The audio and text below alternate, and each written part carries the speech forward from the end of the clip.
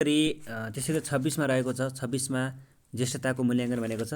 एक कर्मचारीलाई कर्मचारीलाई ज्येष्ठता बापतको अङ्क प्रदान गर्दा बहाल रहेको श्रेणीमा काम गरेको प्रत्येक वर्षको लागि 2.5 अङ्कको दरले बढीमा 30 अङ्क प्रदान गरिनेछ। यसरी ज्येष्ठता बापत अङ्क गणना गर्दा 1 वर्षभन्दा बढी महिना वा दिनको लागि दामासाहीको हिसाबले अङ्क दिनेछ, तर गैल भएको वा असाधारण विधामा बसेको अवधिको अङ्क दिइने छैन। 2 स्थायी कर्मचारीको सेवाको ज्येष्ठता निजको नियुक्तिपछि काम गरेको मितिदेखि गणना गरिनेछ। 3 उपविनियम 1 बमोजिम ज्येष्ठताको अङ्क गणना गर्दा कुनै कर्मचारीको साविकको उच्च माध्यमिक शिक्षा परिषदमा सहायक स्तरसम्मको पदमा अस्थायी काम गरेको भएमा वा सो अवधिको लागि 66% का दरले र अधिकृत स्तरको पदमा अस्थायी काम गरेको भएमा 50% का दरले अङ्क दिइनेछ। शैक्षिक योग्यता बापत 1 बोर्डका कर्मचारीको शैक्षिक योग्यता बापतको अङ्क प्रदान गर्दा बोर्डको सेवाको कुनै पनि पदमा प्रवेश गर्न तोकिएको न्यूनतम शैक्षिक योग्यता र न्यूनतम शैक्षिक योग्यता भन्दा माथिको सेवा वा समूहसँग सम्बन्धित विषयमा 1 अतिरिक्त शैक्षिक उपाधि हासिल बापतको अङ्क दिइनेछ। 2 शैक्षिक योग्यता बापत 12 अङ्कमा नबढ्ने गरी सेवा प्रवेशको निमित्त तोकिएको न्यूनतम शैक्षिक योग्यता बापत 9 अङ्क र सेवा प्रवेशको निमित्त तोकिएको न्यूनतम शैक्षिक योग्यता भन्दा माथिको सम्बन्धित विषयको कुनै पनि 1 अतिरिक्त शैक्षिक उपाधि बापत 3 अङ्क दिइनेछ। 3 कर्मचारीले अतिरिक्त शैक्षिक उपाधि बापतको अङ्क प्राप्त गर्न उक्त शैक्षिक योग्यताको प्रमाणपत्रको प्रमाणित प्रतिलिपि पेश गर्नुपर्नेछ। 28 सेवाकालीन तालिम भनेको छ 1 कर्मचारीले सेवा अवधिमा सेवासँग सम्बन्धित विषयमा प्राप्त गरेको 1 महिना वा सो भन्दा बढी अवधिको सेवासँग सम्बन्धित विषयको सेवाकालीन तालिम बापत 2 अङ्कमा नबढ्ने गरी देहाय बमोजिम अङ्क दिइनेछ। 1 प्रथम श्रेणीको लागि चाहिँ 2 अङ्क अनि द्वितीय श्रेणीका लागि चाहिँ 1.75 अङ्क अनि त्यसैगरी तृतीय श्रेणीको लागि चाहिँ 1.50 अङ्क, तर श्रेणी नखोलेको तालिमको लागि तृतीय श्रेणी सरहको अङ्क दिइनेछ। 2 तालिम बापतको अङ्क दिँदा जुन तहमा रहँदा तालिम प्राप्त गरेको हो सो भन्दा 1 तह माथिको बढुवाका लागि मात्र दिइनेछ। 3 कर्मचारीले सेवाकालीन तालिम लिई प्राप्त गरेको प्रमाणपत्रको प्रमाणित प्रतिलिपि पेश नगरेमा यस बापत अङ्क दिइने छैन। 4 तालिमको मान्यता सम्बन्धमा पदपूर्ति समिति निर्धारण गरे बमोजिम हुनेछ भने अनि 29 मा रहेको छ मौलिक क्षेत्रमा काम गरेको अनुभवको मूल्याङ्कन भौगोलिक क्षेत्रमा काम गरे बापत कुल 16 अङ्कमा नबढ्ने गरी देहाय बमोजिम अङ्क प्रदान गरिनेछ। क भौगोलिक क्षेत्रमा काम गरे बापतको अङ्क अनुसूची 7 बमोजिम प्रदान गरिनेछ। खमा छ खण्ड कमा जुनसुकै कुरा लेखिएको भए तापनि यो विनियम प्रारम्भ हुँदाका बखत कुनै कर्मचारीले भौगोलिक क्षेत्र बापत प्राप्त गरिसकेको अङ्क घट्ने छैन।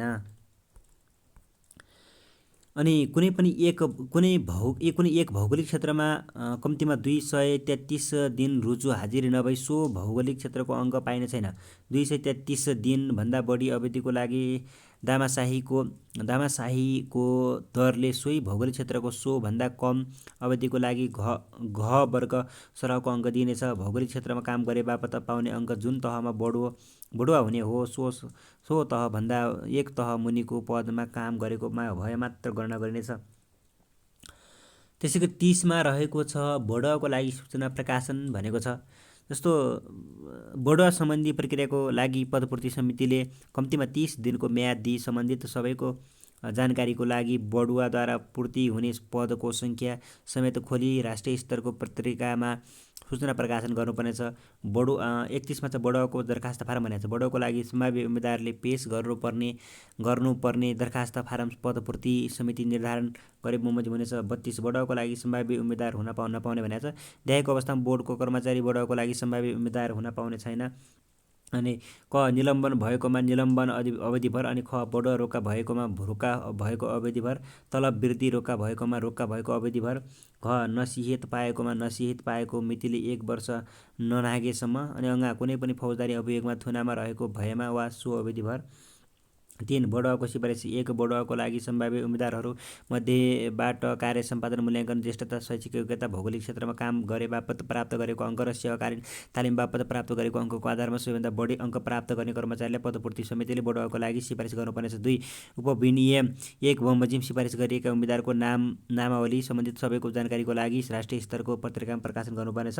34 बढुवाको उजुरी चाहिँ कसरी गर्ने भने बढुवाको उजुरी भन्ने चाहिँ 1 बमोजिम 33 बमोजिम बढुवाको सिफारिस उपरिचित नबुझे सम्बन्धित कर्मचारीले देहाय बमोजिम सम्बन्धित कर्मचारीले देहाय बमोजिमको बढुवाको उजुरी सुनुवाई समिति समक्ष सबै आधार खोली यस्तो बढुवा सिफारिस प्रकाशित भएको मितिले 35 दिनभित्र उजुर गर्न सक्नेछ।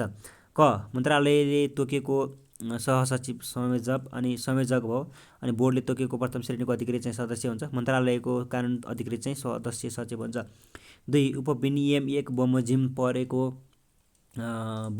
परेको उजुरीको छानबिन गरी उजुरी परेको 60 दिनभित्र निर्णय गर्नुपर्नेछ तथा यसरी गरिएको निर्णय अन्तिम हुनेछ। तर यो विनियम प्रारम्भ हुनुअघि साबिकको उच्च माध्यमिक शिक्षा परिषदको पदपूर्ति समितिले बढुवाको लागि सिफारिस गरिसकेको उम्मेदवारको हकमा समेत यो विनियम लागू भएको 60 दिनभित्र सो सम्बन्धमा अन्तिम निर्णय गरिसक्नुपर्नेछ।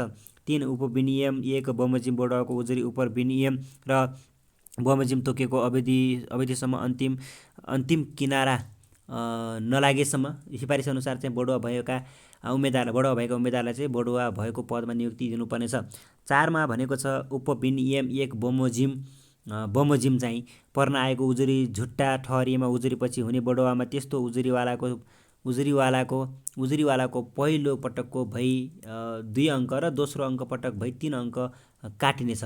त्यसैगरी 5 मा उपविनियम 1 बमोजिमको उजुरी छानबिन गर्दा जानी त्रुटिपूर्ण मूल्याङ्कन गरेको देखिएमा बोर्डले मूल्याङ्कनकर्तालाई चेतावनी दिन सक्नेछ। 35 श्रेणीविहीन कर्मचारीको स्तर वृद्धि सम्बन्धी व्यवस्था भनेको छ 1 श्रेणीविहीन पदहरूको स्तर देहाय बमोजिम हुनेछ। क प्रथम स्तर, ख द्वितीय श्रेणी, ख तृतीय श्रेणी, घ चतुर्थ स्तर र अङ्गा चाहिँ 5औं स्तर भनेको छ। 2 श्रेणीविहीन पदमा सुरु नियुक्त हुने कर्मचारीको प्रथम स्तर कायम हुनेछ। अनि 3 मा विनियम 20 बमोजिम सजायको अभिलेख नभएको श्रेणीविहीन कर्मचारीको अख्तियारवालाले देहाय बमोजिम स्तर वृद्धि गर्नेछ। 5 वर्ष वा सोभन्दा बढी तर 10 वर्षभन्दा कम सेवा अवधि भएकोलाई द्वितीय स्तर, 10 वर्ष वा सोभन्दा बढी तर 15 वर्ष कम भएकोलाई चाहिँ तृतीय स्तर, 15 वर्ष वा सोभन्दा बढी तर 20 वर्षभन्दा कम सेवा अवधि पुरा भएकोलाई चतुर्थ स्तर। त्यसैगरी 20 वर्ष वा सोभन्दा बढी सेवा अवधिकोलाई 5औं स्तर भन्छ। अनि 4 उपविनियम 3 को स्तर बमोजिमको तलबमान नेपाल सरकारले समान स्तरको लागि तोकिएको प्रचलित तलबमान बमोजिम हुनेछ। 36 बढुवा सम्बन्धी विशेष व्यवस्था 1 मा छ यस विनियममा अन्यत्र जुनसुकै कुरा लेखिएको भए तापनि एउटै श्रेणीमा कम्तीमा 15 वर्षसम्म बहाल रहिरहेका अधिकृत तृतीय श्रेणी वा सोभन्दा मुनिका कर्मचारीको विनिमय 105 बमोजिम अनिवार्य अवकाश हुन 1 महिना बाँकी रहेमा निजलाई 1 तह माथिको पदमा स्वतः बढुवा गरिनेछ। 2 यस विनियममा अन्यत्र जुनसुकै कुरा लेखिएको भए तापनि एउटै पदमा कम्तीमा 15 वर्षसम्म बहाल रहिरहेको अधिकृत तृतीय श्रेणी वा सोभन्दा मुनिका कुनै कर्मचारीले विनिमय 106 बमोजिम स्वैच्छिक अवकाश लिन निवेदन दिएमा निजलाई 1 तह माथिको पदमा बढुवा गरी अवकाश दिइनेछ। 3 उपविनियम 1 र 2 बमोजिम बढुवा गर्नका लागि स्वतः विशेष पद सिर्जना हुनेछ र त्यस्तो कर्मचारी सेवाबाट अवकाश भएपछि सो पद स्वतः खारेज हुनेछ।